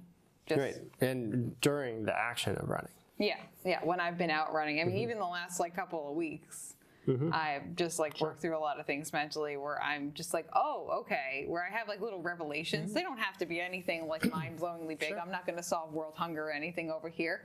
But if I have like an interpersonal problem that I would like to like process through it's my great head. for the interpersonal problems. Yeah. Or just kind of like, I'm very much so a person who I like to know why people are doing things. And I'm Right, and when you can't predict that, it's nerve-wracking. Yeah, there are certain people I know who I'm just like, I can't relax around them because I never know which version of them I'm going to get. So Oh, I'm sure. like, Yeah. but you know, that's a Juliana problem and a no one else problem. No, I think we all have that issue. Like, there are all people in our lives that we don't know how to act around. Yeah. I mean, like I stand by the fact that it's childhood that fucks you over, and fucks you up. But like, you know what? That's just kind of Well, it's what happened before. Yeah. You know, it could be that there are some very messed up things which are going to happen in a little bit, but we already know about the childhood. Yeah, that's the things that put you. All the things that have happened before were what have put you in where you are now. And so some of them are largely consequential. Some of them are smallly consequential. Sometimes you just got to like figure out what the path was that got you here. So in Vermont, I started pushing things further and further. And gradually, I started to come up against these injuries. I noticed one day that I'm only going downhill one way. I'm leading with my right foot every single time. Like, not a little bit, and when it's convenient, Like it's a like lot. all the time. Yeah. I'm only leading with my right foot. okay. So I started to get really curious about that. Yeah. And then I have this ultra attempt where I map out from the north end of the Taconic Crest Trail. I'm going to run all the way down to Pittsfield, the south end of this trail. How far is that? It's going to be 50 miles because I'm going to do about 18 miles of loops in the mountains around my house. Oh, So okay. I planned it. There's a 37.5 mile run down the mountain range, and I'm excited to do that, but I also want it to be a 50-mile run. Yeah. So I'm adding the 18 miles to make it good and plenty to make the whole distance that. Okay. You know, I pack food, I have a pack, I'm not just messing around, but it is self-supported. So I do laps by my house and like refuel one final time, and then I go and I almost make it. I make it to like 44.5. Oh wow. And then I bail before the last little mountain range. Why'd you bail? I was running out of daylight, and that freaked me out. I also had a ride, which I'd prearranged, and the ride had a very specific time limit on, like, the person had made an offer to pick me up, but like only up until a certain point. Okay. So it's like, I can run all the way and like figure it out on the other end, or I can call it, you know, call this a learning experience, didn't achieve my goal. Yeah. Just kind of figure out what's the lesser of two evils right there. Anyways, I chose to bail, and it made me really curious about what would happen if I actually ran the whole 50 miles. Yeah. Which you've done now.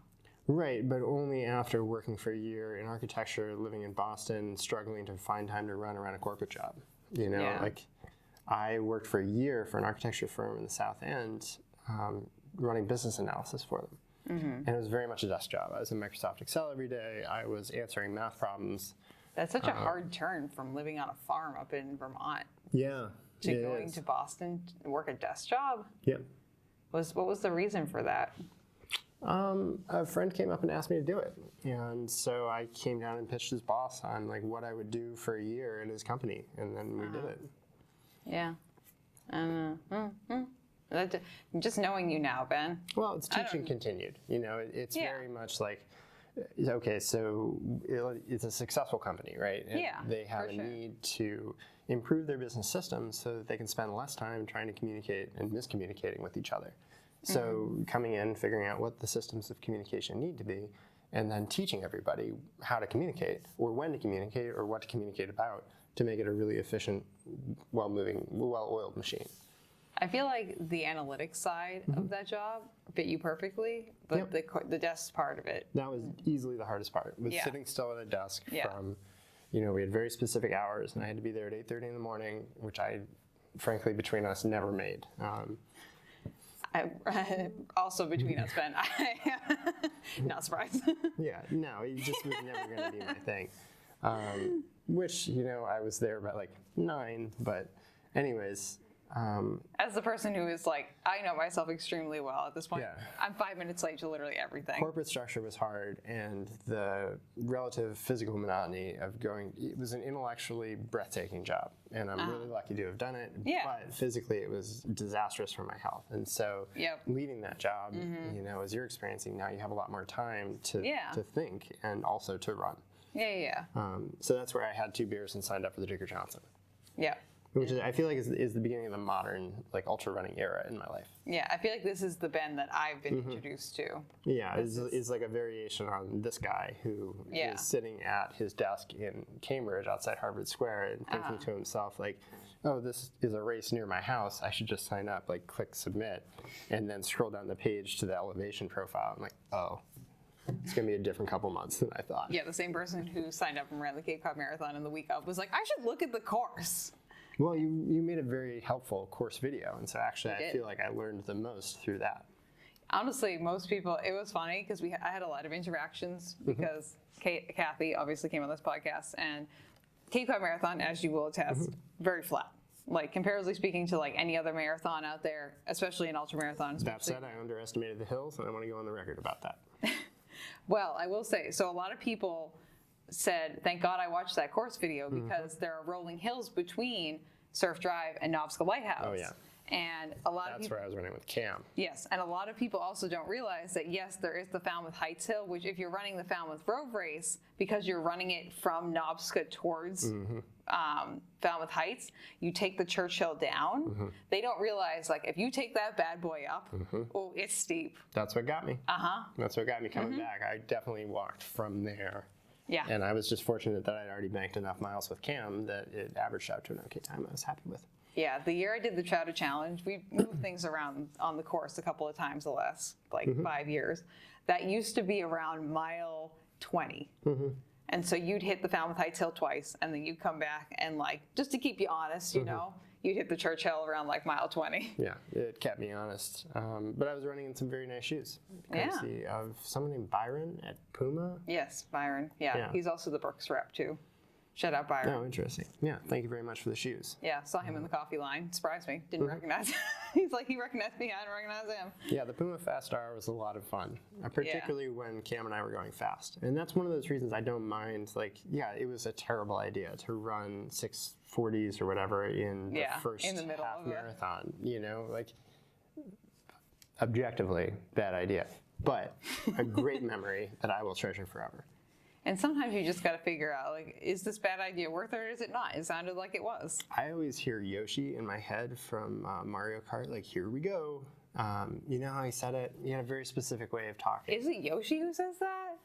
Yeah, I thought it was Yoshi. Is it one of the Mario brothers? I think it's one of the Mario. I think it's Mario who says that. Whatever it is. Whoever says I'm the winner. Whoever it is who says it, it always plays in my head when I'm about to make a decision like that. I think it's Luigi, actually, now that I'm remembering correctly. I wonder if I wouldn't be a better racer if I'd played less Mario Kart as a kid. I played a lot of Mario Kart as a kid. Is this actually just a way for me to live out my Mario Kart fantasies as an adult using Strava and my GPS locator? Yeah, I think that's what I'm actually living through right now. What are the turtle shells, Yeah, what are the bombs? Where are the Koopas coming from? I don't know. But... yeah, I mean, they're metaphorical, but they're there for sure. Oh, yeah. Trips, hazards like that. I think, we all go spinning. I think there should be a Mario, a treadmill run or an AI. Oh, there's definitely a virtual experience coming, for sure. Yeah, there has to be an AI Mario Kart run where you have to avoid certain things. Yeah. Or you could probably just do mushrooms and go outside running and have your friends dress up as the Mario Kart people, because then you really probably think you are on Rainbow Road. and just have like one of your friends dress up as Luigi and be like, oh, and just run out at you. Yeah. Mm-hmm. That's a way to do it. I'd love if someone does that, please hit me up. I want to know or if you end up doing it eventually, Ben, you let me know. Well, my understanding is we're about to vote on psychedelics here in the state right now. So It's Mario Kart Rainbow Road Run could be a real thing.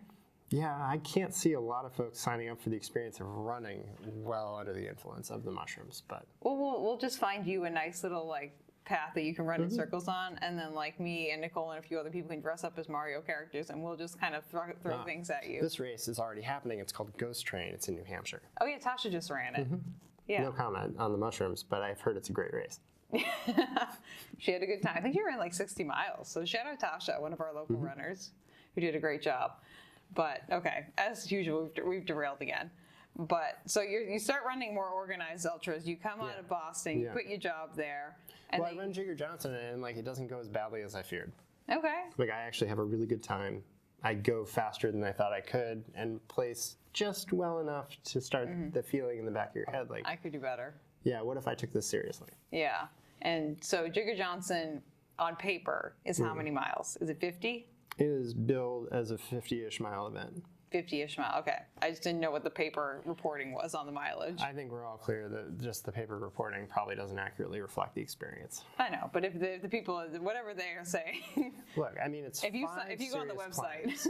It's 5 serious climbs, and I think that the race is really won or lost in the space between them because they're unevenly spaced. okay, They're all 4,000 footers, give or take a little bit. And it's a lot of climbing. it's a lot of climbing, but it's also a manageable amount. If you can exert yourself for 90 minutes, you can definitely climb one of these mountains. And if you can race it in 60, that's, pretty good. So you have all these 5 60-minute efforts, and then it's like, well, what were the other 17 hours like? That was the in-between time. Yeah, The folks who do really good run. They're run broken between in. the mountains Yep. essentially. It's 5 climbs and a sprint between them. But that's a very particular mindset, Yeah. which I learned I didn't possess this year. It actually took me 2 hours longer knowing the course. I will also say for anyone who's watching or listening to this podcast, I did some research on the Jigger Johnson race after you ran it. And multiple people have billed this as the hardest ultramarathon on the East Coast. Yeah, I think that's probably accurate. So for just the flippancy that Ben is talking about this in, and like he's like, it's fine, it's easy, and then just like I don't know if it's like easy, but It's not easy, and it definitely pushes me to my own physical limits, like physically and mentally. that's good though. Yeah, I think, finding limits is maybe what I'm trying to do now. Yeah, I don't think it's what you're trying to do now. From what you're saying, it sounds like you were always trying to do that. Yeah, sure. I think I'm increasingly finding them. I mean, running out of salt in Pittsfield, for instance, is a good example of like, well, that's a boundary. Yeah, well, and I think for you and for most people who are runners, you find those boundaries, and it doesn't mean the end to anything. No. It just means that you learned something, and that maybe either one, we try and respect those boundaries, or two, we try and push those boundaries a little bit further. Yeah, and salt is obviously the example of the boundary that I'm going to push. Yeah, that's one that we respect.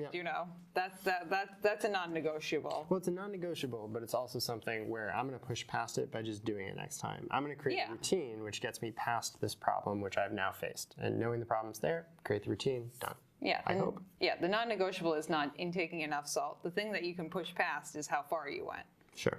So you can do that. We can abide by the non-negotiable to push the negotiable thing further along the path, so you can run farther next time.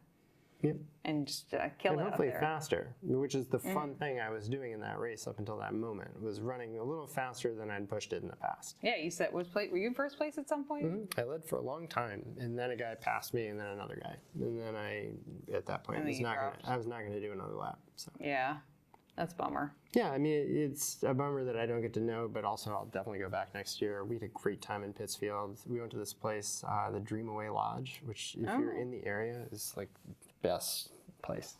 Oh, okay. It's for like a food little and music, and I think you can look up, Oh, okay. when stuff's playing there, but like it's like great local music, phenomenal local food, and the ambiance is like next level.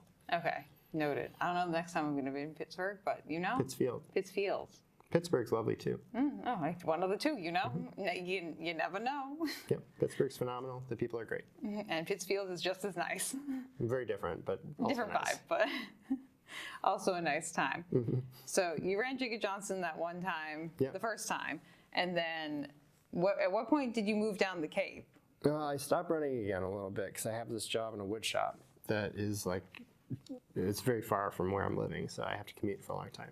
So I don't have much time to run like that fall. Yeah. The Jigga Johnson race is in July. No, it's in August that year. Okay. It's in July this year. Okay. And then I start working for this guy up in Newburyport doing finished sanding. So I'm Okay. like standing all day. It's more like the milking job that I had for the farm. Yeah, it's a little bit more physical than some of the other jobs you've had more recently, or Sure. previously too. Yeah, that's definitely true. Like definitely more in the architecture firm and definitely more Yeah. in the shoe store in town. Yeah, Yeah. for sure. So you're doing the sanding job. And Yeah, and through all of this, have been developing an interest in metalworking, like specifically yeah. fine jewelry. And so I'm slowly over years teaching myself how to work with precious metals. We And should that's owe going you a on in ring. like the background. I do owe you a ring, the Shoe Monster Shoe collaboration. Monster ring. Yeah, I feel like I've been sidetracked by my perfectionism because I have this very specific idea for like how I want it to feel. You know how some of the bezels of like sport watches are twistable? Yeah. I want it to feel like that kind of tight mechanical motion. So in my head, I imagine it being used as kind of a counter, like how many laps have I run? Oh, that's a good idea. And have that kind of like clicking, Well, but this like is an example like of satisfying. Like yeah, exactly. Where you're kind of like you're wanting to touch it because it's such a nice feeling. oh yeah, I've had one of those watches before where I'm just like, Yeah, but this is a great example of like, okay, Ben, that's a great idea, but like, how are you going to execute yeah, that? how are you going to do the thing? And I think I can get totally hung up on like the structure of the good idea and thinking through all the angles of the good idea. And in fact, if I just did the good idea, like, It could probably work out just as good. and we'd have the thing then. This is one of those moments where we chuck it in the bucket, Ben, And just do the and we thing. just do the Yeah. thing. We just do the thing Yeah. So looking forward to coming to you soon with that. with my ring. Right? Yeah, the Shoe Monster ring. And for the audience, the idea here is that if you haven't seen Juliana's shoes, stop and ask her while she's running. I'll show them off to you. Well, something about your foot strike results in the shoes being shredded on like the outside. On the outside. You know, the outside of both feet pretty symmetrically, and you go through shoes maybe like twice the rate that Probably, I would say, yeah. A shoe, if you grade a shoe, depending on the material that it's made out of, that FF Blessed Eco shit from Asics is like Well, I particularly don't have a comment about squishy. that, but I do notice will. that you destroyed the outer edge of that shoe. And in fact, it's Yeah. I think structurally, it was a long time ago that shoe probably went. Oh yeah, and you can see the sides compressing in as well too. If you look at it, they're fully just like squished and compressed in. But Yeah. so I am a shoe. We'll talk about this on this podcast at some point. How my feet just eat shoes for breakfast. But Ben Of which has my been- understanding is the Puma has been a long surviving member of your shoe fleet. Yeah, the Puma DV8 too. Can't speak for the 3 yet, but you know I'm sure it's just as durable. The 3 is nice, and you know what I've obviously done is taken it on the trail and seen how it holds up. Yeah. I love the 2 for the trail, which Yeah. was I realized a dark horse candidate, but it's pretty nice. I think the grip is so sticky that even though the shape is not trail, it's fine. Yeah. No. Anytime like we've gone like light trail running, Juliana trail running, I've taken the Puma DV8s and they've been great. Yeah. Yeah, no complaints. And that's actually what I wore at Jigga Johnson this year for the first 30 miles. Was Yeah, the and then- Puma DV8 too. And then what was your second choice? It was an Asics Kayano 31. Yeah. It was like finishing the race on a Tempur-Pedic mattress. Notoriously, in no capacity, a trail shoe.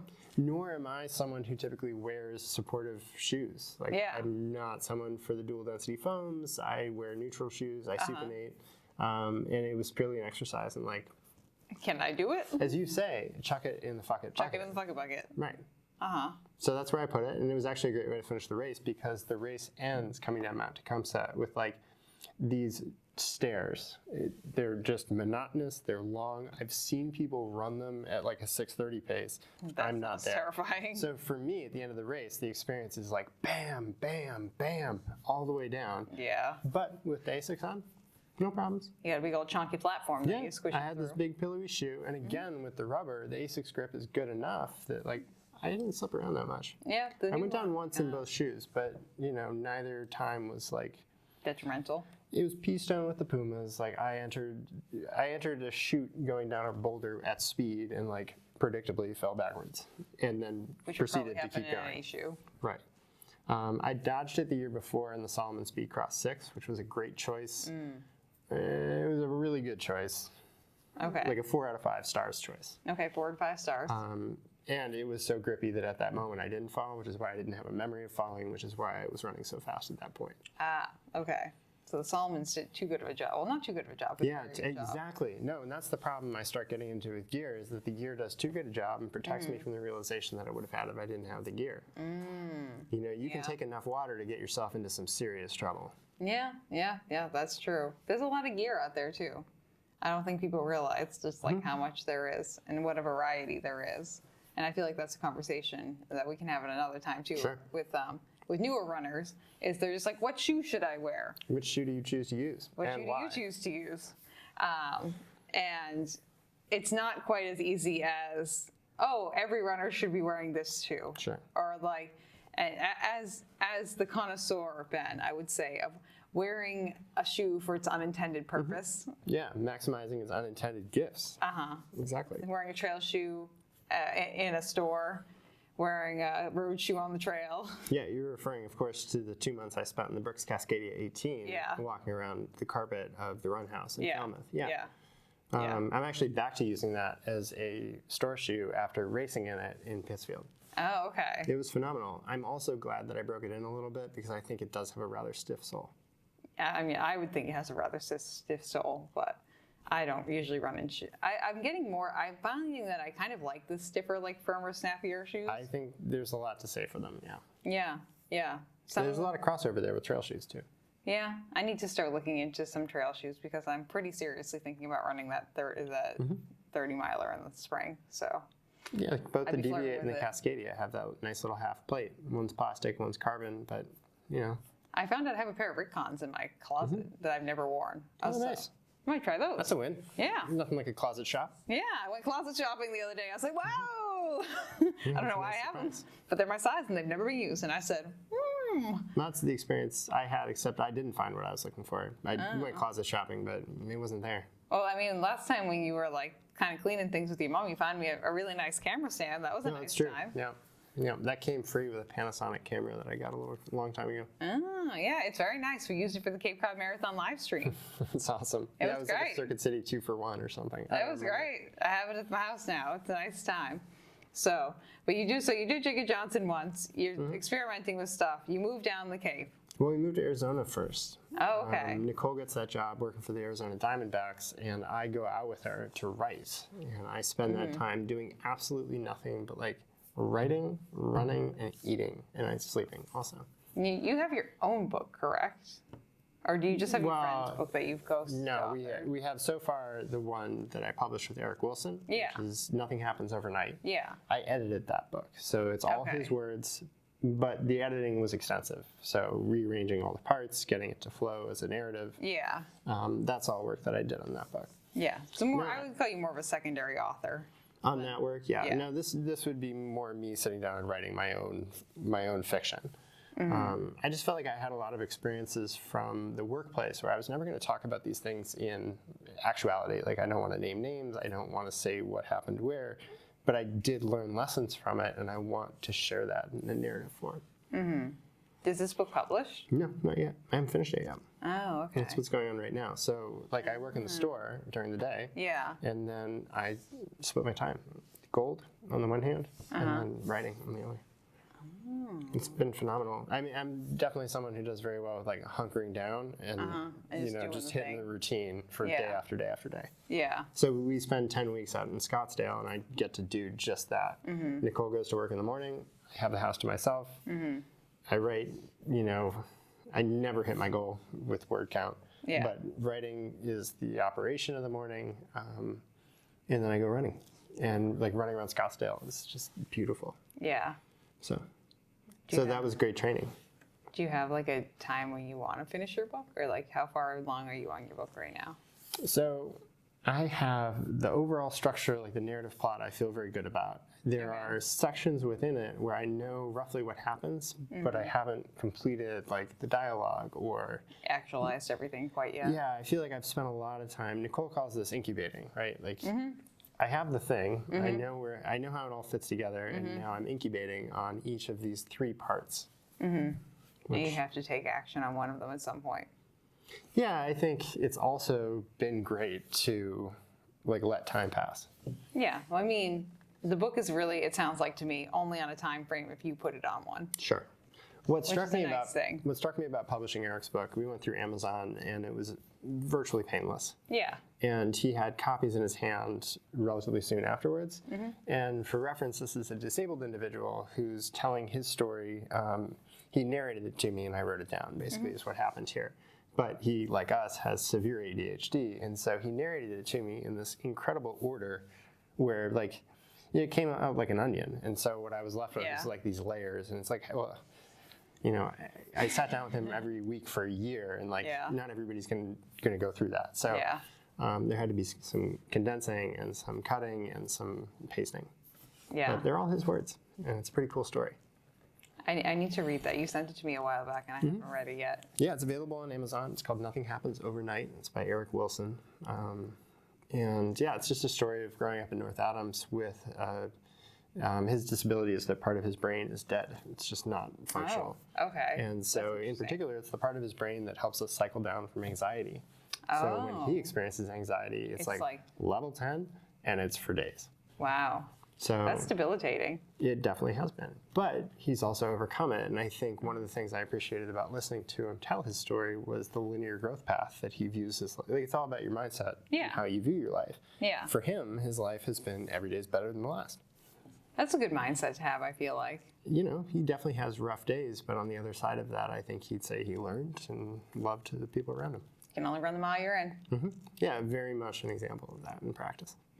Yeah, I stand behind it. I need to read his book then, because I feel like I'm in the same zone where I'm just like each day, and I've said this like a million times, and you know this, but like my only goal every day is to be more myself every day. Sure. And like it doesn't matter if it's like a big step in that direction or like a tiny little step. Like I just want to. That's all I want. You know, just like be more authentically myself. Yeah, the journey of self-actualization, right? Yeah. That's how I came into the writing process, was wanting to tell these stories and just feeling like, well, you know, it's only going to happen if I write the words down. Yeah. And if I'm going to write them down, I might as well protect the anonymity of the people I'm talking about while making it interesting for a reader to. Yeah. Because I read these like consulting books, right? And like I'm very into like the business economics lit, and they are so dry. Yeah, that's why I will never touch that stuff. It's so dry. So I was aware that like those books have a limited audience with niche interests, myself included. But for a broader audience, if I was going to make these issues known, then I needed, like for instance, there's a moment where a character is looking at his paychecks and he realizes that every month, because he's paid hourly and he gets better at the job, he's being paid less and less over time. Yeah, I mean... That's a real experience I've had. That a lot of people have been in that situation before, too. The harder you work, the more stuff they give you, the less, and like... Yeah, but what strikes me about that moment is that not a lot of people who pay wages have had that realization. Yeah, I guess that's true. So I needed a way to introduce that idea without... like calling people out. Like this is not about me calling out community members and saying, you know, you did that thing to me a long time ago. It's about you identifying like a situation that's happening. Like societal. Yeah. It's all across the board. Yeah, and having people who either have not like lived that situation realize like, oh, this is a lived experience of another human, or has someone who has lived that experience be like, oh, I'm not alone. Right. So what I've taken in this book is my own lived experience across all these different industries that I've worked in relatively rapid succession. It distilled out. You've had a lot of jobs, Ben. Distilled out some of the more like salient moments and made a narrative out of it. That's 100% what's going on here. My only thought in my head after you said that was, oh boy, Ben has got that ADHD personality of like having like 50 million jobs like back to back to back to back to back to back to back. I think surrendering to it increasingly has been my approach of just saying like, this is not going to make sense to anybody else around me, but if you find people who trust you, then they'll just let you be. Yeah. And I'm in that same mindset too, where like right now where I'm kind of looking into doing more like social media ventures. So if you want some social media management, you hit me up, my friends. Yeah, you'd be great at it. but it's different projects every day. It's being told like, hey, go do this, go do that. And just within the context of like one title, being able to have 50 million titles. Like even if you just go like look at my website, it says like all these different things that I do that are completely different skill sets. But just being able to do that, and I think that's the same for you too, just being able to like you go to the run house and you do your job there, you like do your which is the 40 other things that we do throughout the day. Like we don't just sit there and talk about shoes like we're shipping. We are working on our own systems. We're chatting with each other about our opinions about shoes. Yeah, as you should be, you know. That's part of the job there too. But and then you go home and you can like you have Finn and things like that and like your house Nicole, stuff. And you have Nicole. And for anyone who's watching or listening, Nicole is the first guest we had on here. That's Ben's fiance, Nicole. And to bring things full circle, we're getting married this spring at Crooked Creek Farm. Yeah, that's gonna be super exciting. I'm stoked. Yeah, it's gonna be great. Yeah, we've got a great DJ and band. It's going to be phenomenal weather, and the dandelions will be blooming. Ah, okay. You've already pre-ordered the weather. Yeah. That's a good thing. We did that for the Cape Cod Marathon next year already, Probably moody, maybe cool. I would be prepared for like mid-50s to mid-60s. Okay. So moody cool, but like also just like a fun, funky time. Yeah, we've tried to use local things from close by. So obviously all the food will be from the farm or farms nearby. Cheese. Some of my old colleagues will make appearances. We hope, fingers crossed, as our chef or caterer, and then again in the band and DJ. And then there will definitely be some cows around that I have. I can't guarantee Rhubarb's still there, but oh no, I wanted to dance with Rhubarb now. You are always dancing with Rhubarb because she's coming for you. You're dancing out of her way constantly. Yeah. And this is one of the things that Juliana will make a note of and clip for social media. Oh, please. When she's editing. Yeah. But so here we are now, Ben. You live in Falmouth. Yeah. You are here because Nicole has a family house here, correct? Yeah, that's 100% why, she also loves the town. I had no experience with it. I moved here for love. I had like no preconception of what this town was going to be like or what. Or what we were going to do here. So it's all been a nice surprise. Yeah. I mean, two unfortunate things for you. One, we don't have that many like big hills or like mini mountains.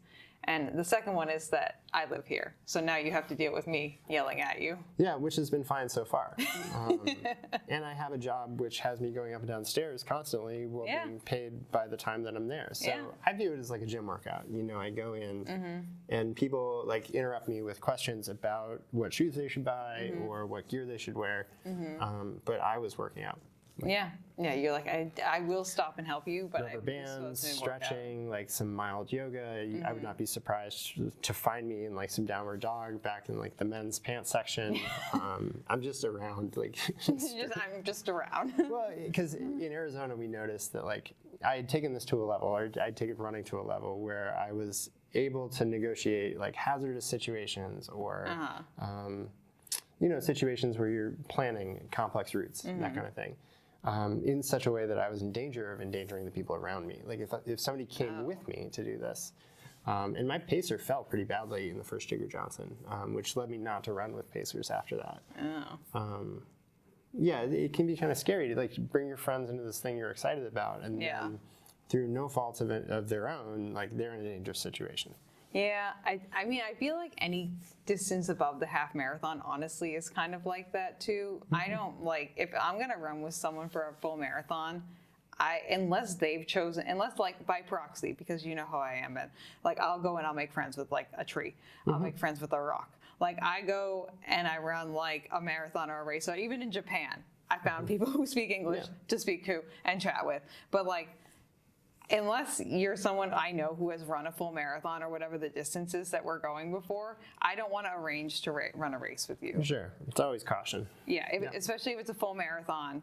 I don't want to be There's that so many person. distractions and even just the wish to like excel in the eyes of the other, I think can totally drive someone into distraction. Yeah, and especially when it's like a really like visually and just like physically challenging course when you're up in the marathon, like the up in the mountains. I can totally imagine you were just like, I know how to do like this little like maneuver when I go up the rocks, and the person behind you is like, I don't fucking know what I'm doing. I don't know. There's a moment in the race on Mount Osceola where you have to shift your weight forward and you go from running or walking upwards to crawling. Yeah. And it's a subtle 5-degree shift, but I sat there and stared at it for 15 minutes this time because I just couldn't remember what to do.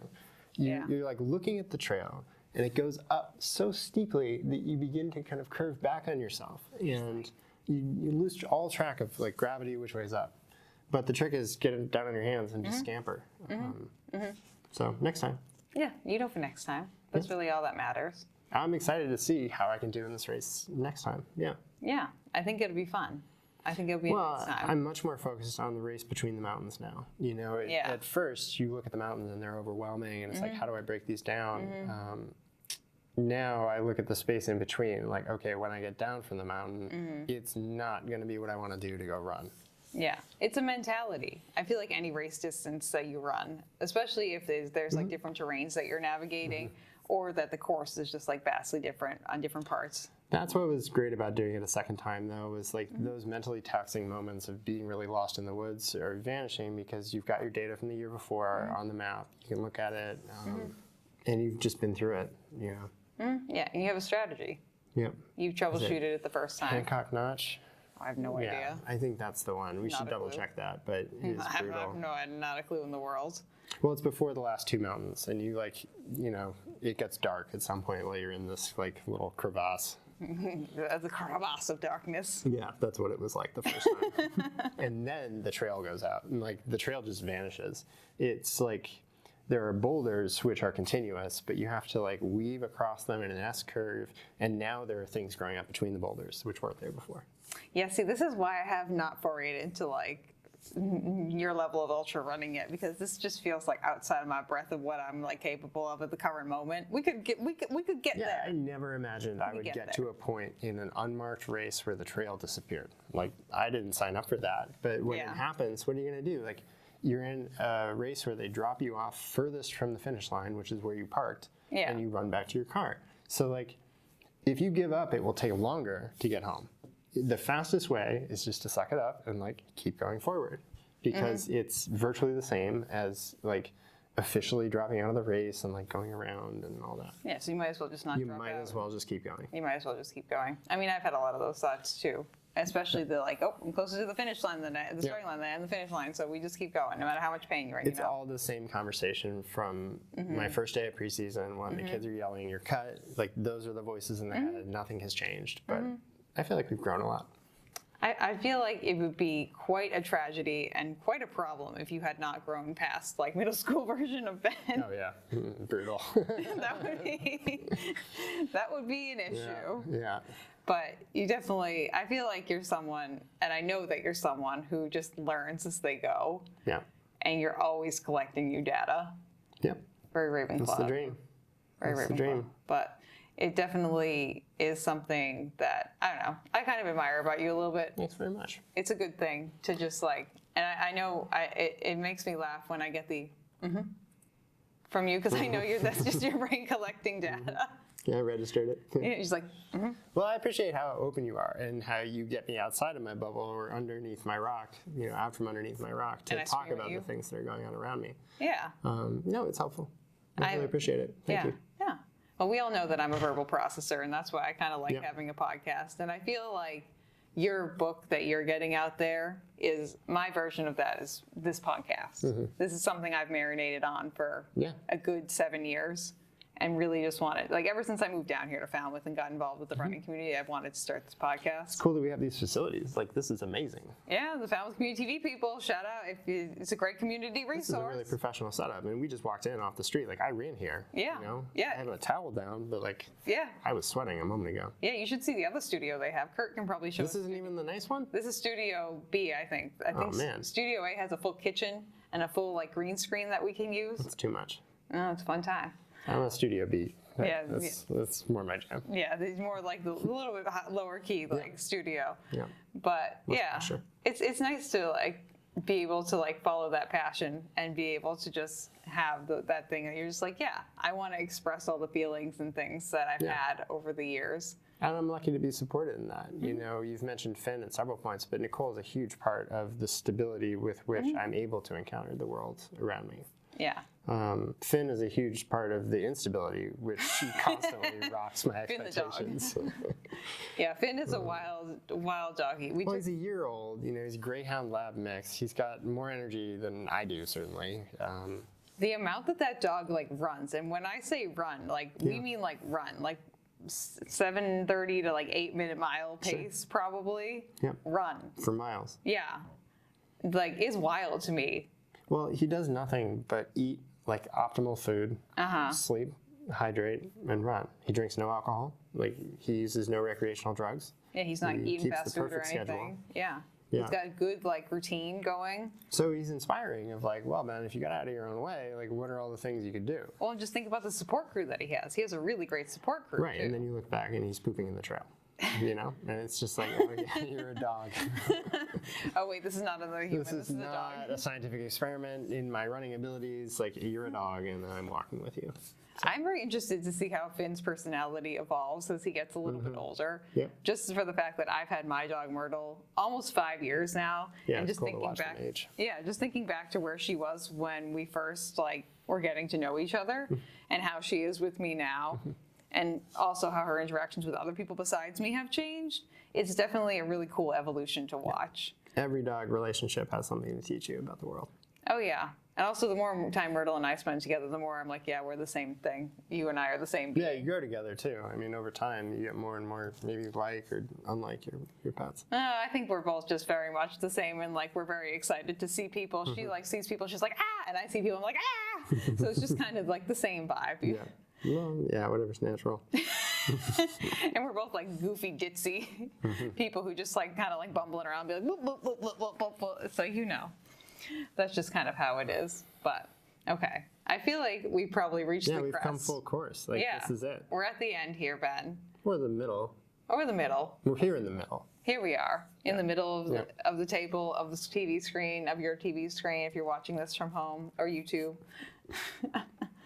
But is there anything else you want to like leave with the listeners / viewers? Would you like to leave like a little bit of wisdom on their plate? Would you like to leave them with like just like a dumb joke? Is there anything you'd like to just use as a send off? Yeah, absolutely. I think that running got a lot more enjoyable when I stopped running out of aggression and started running out of curiosity. I think I would that's encourage anyone to approach movement with the same curious openness. Yeah, I think that's a good place to leave things. Ben. Great. Thanks for having me. Yeah, happy to have you. And thank you to anyone who watched this show. And don't forget to like and subscribe on your platform of choice.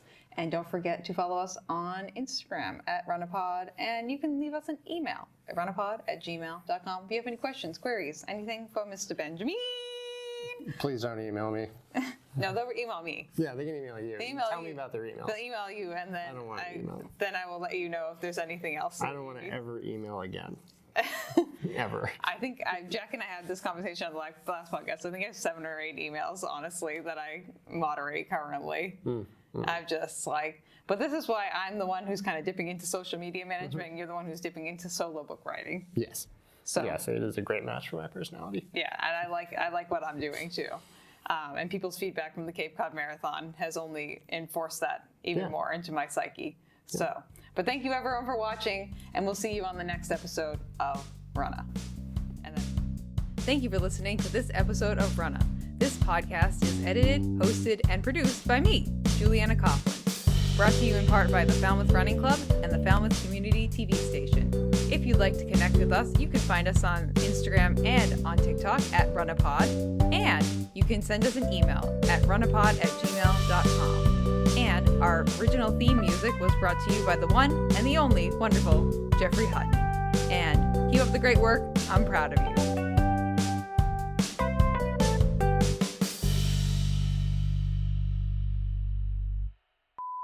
Only had 3 guests and you're our 4th, so congratulations, my friend. It's good to be here. Yeah, happy to have you. Thanks for having me on. Happy to have you, Ben. The number of times I've gone back and watched that video because I've been like updating something on our social media, and I've seen it there, and I've just clicked on it because I want to, and just laughed out loud. Yeah, It's great. I told you my one regret is not running over and giving you a high five. It actually feels a lot like the 3. Gosh, I need to breathe. And that's what happens with Julian. When my nose gets kind of stuffy for the allergies, and I start like not breathing out of my mouth, and I'm like, oh, it's Yeah, short plug for air filters in the studio. Yeah, that's right. Kurt, get some air filters in here. Can I take a drink from this? Yeah, you on can take a camera? drink. Yeah. Ben is now drinking from his water bottle. Please observe Ben hydrating. Ben is the king of hydration over here.